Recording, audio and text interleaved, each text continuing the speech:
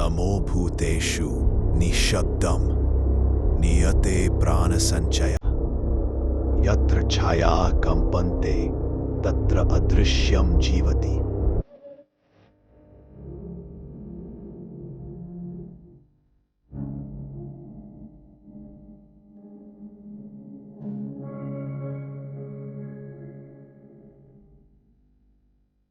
तो आज हमारे पास जो कहानी है वो किसी फिल्म की स्क्रिप्ट से कम नहीं है। बिल्कुल, मतलब कल्पना करके देखिए। हाँ, साल है 1980। एक सर्द शाम, शनिवार का दिन, और रात भी कोई आम रात नहीं। महाश्राद्ध पर्व की अमावस्या की रात। एग्जैक्टली। और इस कहानी का जो नायक है हरी, वो एक बहुत ही सीधा साधा ईमानदार कंस्ट्रक्शन मजदूर है। अपने गांव से कोई 10 किलोमीटर दूर एक कस्बे में काम करता है।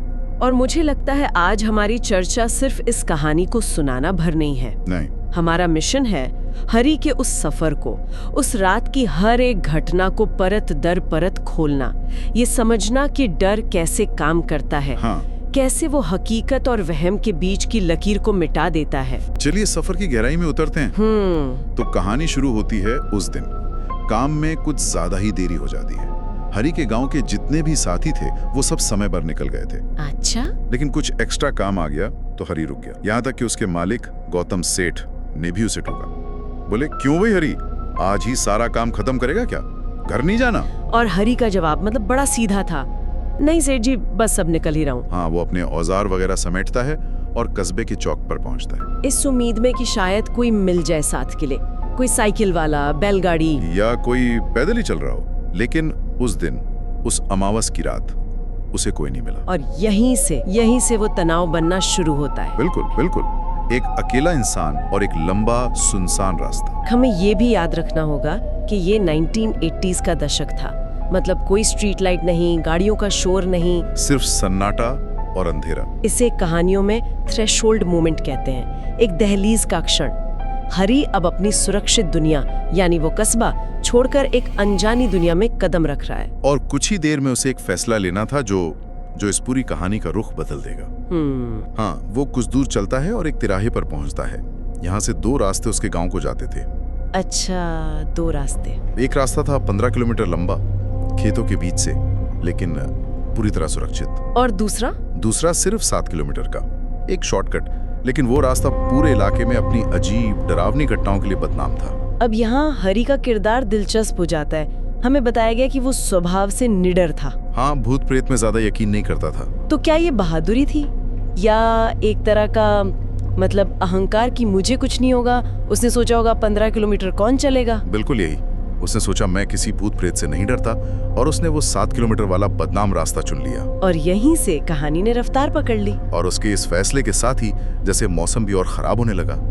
शाम के लगभग 6:30 बज चुके थे और आसपास खेत, तालाब, पास में एक नदी। तो हवा में एक नमी थी जो ठंड को और भी ज्यादा चुभने वाला बना रही थी। कई लोक कथाओं में पानी के स्रोतों को, जैसे नदी या तालाब, 2 दुनियाओं के बीच का दरवाजा माना जाता है। अच्छा? हाँ, वो जगह जहाँ इंसानी दुनिया और आत्माओं की दुनिया एक दूसरे के बहुत करीब आ जाती हैं। तो हरी ने अनजाने में ही एक ऐसा रास्ता चुना था जो हर तरह से अलौकिक घटनाओं के लिए तैयार था। अब हरी उस रास्ते पर आगे बढ़ता है। ये रास्ता एक बंजर जमीन से गुजरता था। दूर दूर तक सिर्फ कंटीली झाड़ियां और एक अजीब सा सन्नाटा। मतलब चिड़ियों की आवाज भी नहीं? कुछ नहीं। एक अजीब सा अलगाव था, जैसी जगह दुनिया से कटी हुई हो।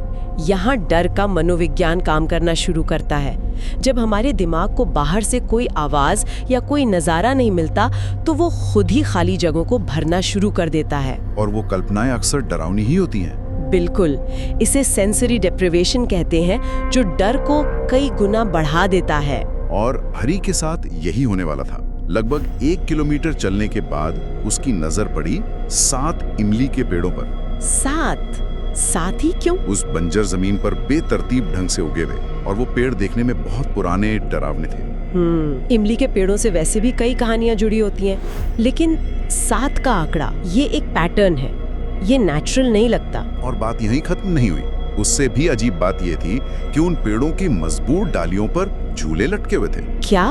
उस वीराने में झूले? हाँ, और सर्द हवा से वो खाली झूले अपने आप आगे पीछे झूल रहे थे। ओह, एक पल के लिए हरी को लगा जैसे उन पे कोई बैठा है। एक ठंडी लहर उसकी रीढ़ की हड्डी में दौड़ गई। ये अनकैनी वाली का एक बेहतरीन उदाहरण है। झूले एक खुशी से जुड़ी हुई चीज है, लेकिन जब आप उन्हें गलत जगह पर देखते हैं, मतलब एक वीरान जगह पर रात में खुद ब खुद झूलते हुए, तो वही चीज बेहद डरावनी हो जाती है। हरी ने खुद को संभाला, अपनी नजरें नीचे गड़ाई और तेजी से आगे बढ़ गया। वो इन चीजों पर ध्यान नहीं देना चाहता था। थोड़ा और आगे जाकर वो एक अधूरे बने डैम की दीवार के पास पहुंचा, और इसकी भी अपनी एक कहानी थी। हाँ, ये कहानी तो उस इलाके में बहुत मशहूर थी।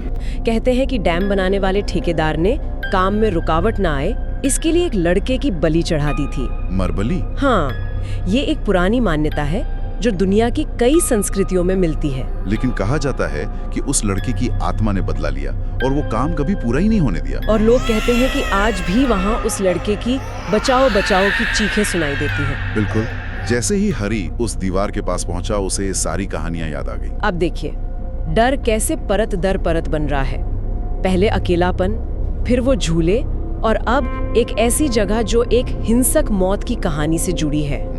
ये रास्ता अब सिर्फ सुनसान नहीं, शापित महसूस होने लगा है। हरी का दिल जोर से धड़क रहा था, लेकिन वो दीवार पार करके आगे बढ़ा। अब दूर से भेड़ियों और जंगली जानवरों की आवाजें भी आने लगी थी। समय क्या हुआ होगा तब? लगभग 7 बज चुके थे। अब तक डर माहौल का था, कहानियों का था, लेकिन अब कुछ ऐसा होने वाला था जो सीधे हरी को निशाना बना रहा था।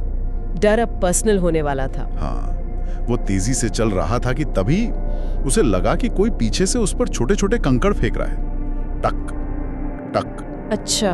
पहले तो उसने सोचा वहम है या हवा से कुछ लगा होगा। उसने नजरअंदाज कर दिया, लेकिन वो कंकड़ लगातार आ रहे थे, एक के बाद एक। ये डराने का एक क्लासिक तरीका है। जब आपको पता ना हो कि हमला कहाँ से हो रहा है, तो डर और बढ़ जाता है। वो शक्ति जो भी थी, वो हरी की प्रतिक्रिया देख रही थी। हरी बहुत घबरा गया। और फिर कंकड़ आने बंद हो गए।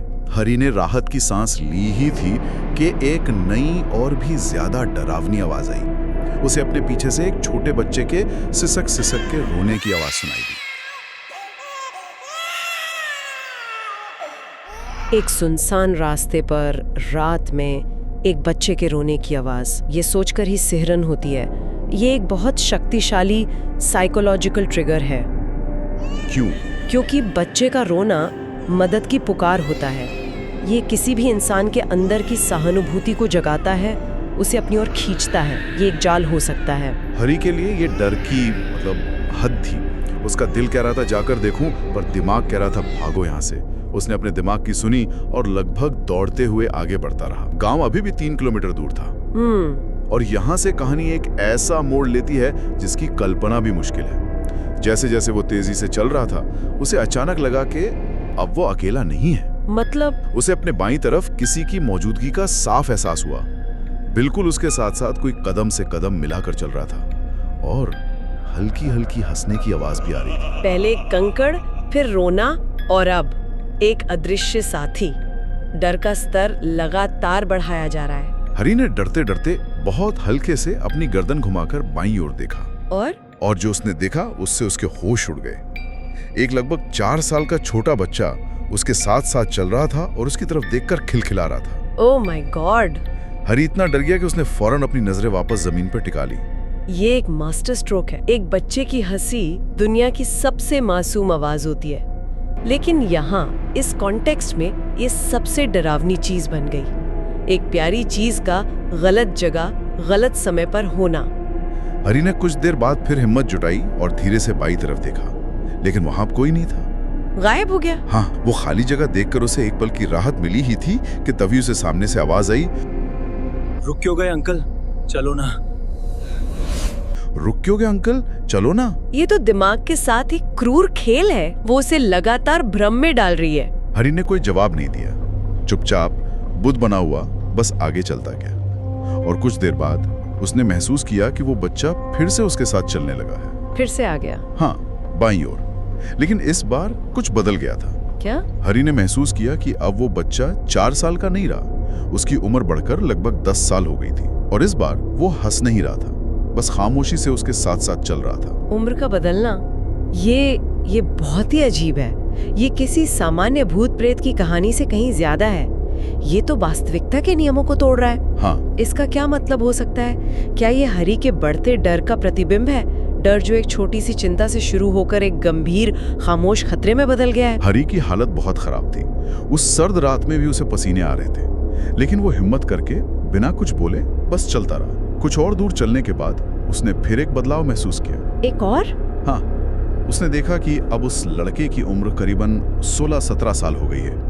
एक नौजवान लड़का जो अब भी खामोशी से बस हरी के साथ कदम से कदम मिलाकर चल रहा था। 4 साल से 10 और 10 से 17, कुछ ही मिनटों के अंदर। ये किसी बुरे सपने जैसा है।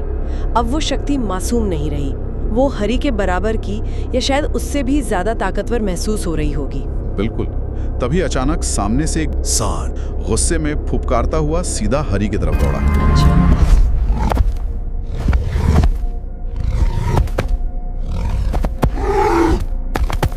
वो पूरी रफ्तार से हरी से टकराने ही वाला था कि जैसे ही वो बछड़ा पास हुआ, उस 17 साल के लड़के ने एक झटके में उसे वहां से भगा दिया। क्या उसने हरि को बचाया? हाँ, और वो बछड़ा कुछ दूर भागा और फिर जैसे हवा में गायब हो गया। ये इस कहानी का सबसे उलझाने वाला हिस्सा है। एक तरफ वो डरा रहा है और दूसरी तरफ उसने उसे खतरे से बचाया। ये क्या है? क्या वो कोई ट्रिकस्टर आत्मा है या वो उसी के खेल का हिस्सा था? ये सवाल हरी के मन में भी जरूर आया होगा, लेकिन गांव अब सिर्फ 1 किलोमीटर दूर था। गांव का वो बदनाम तालाब आ गया था जहां कई लोगों की डूबने से मौत हुई थी। हरी बस उसे पार करने ही वाला था कि उसे पीछे से एक जानी पहचानी आवाज सुनाई दी। रुको भैया!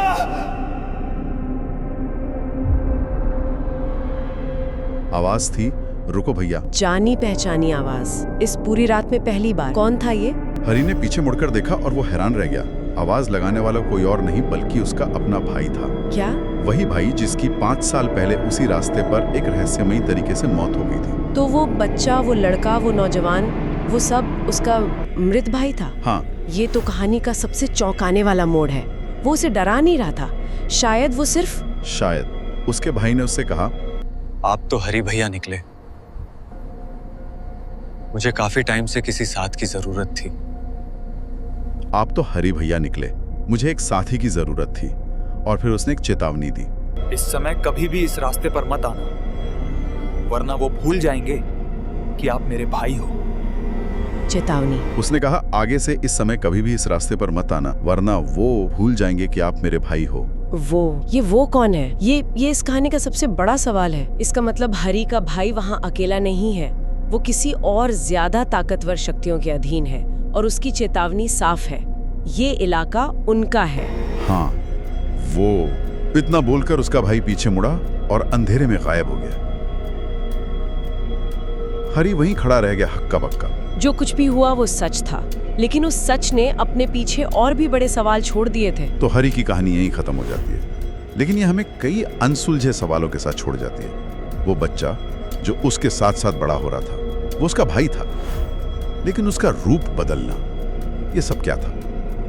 और सबसे बड़ा सवाल, वो लोग कौन थे जिनका जिक्र हरी के मृत भाई ने किया? क्या उस रास्ते पर कोई और आत्माएं थीं जिनसे उसका भाई उसे बचा रहा था? क्या उस अदृश्य दुनिया की भी अपनी कोई व्यवस्था होती है? ऐसा लगता है कि हरी का भाई अब उस व्यवस्था का हिस्सा था और वो हरी को चेतावनी दे रहा था कि तुम एक बाहरी हो, तुम्हारे लिए नियम अलग हैं। ये कहानी हमें सोचने पर मजबूर करती है कि जिन चीजों को हमारा तर्क नहीं समझ पाता, क्या उनका अस्तित्व नहीं होता, या फिर वे सिर्फ सही समय और सही जगह पर खुद को जाहिर करती हैं।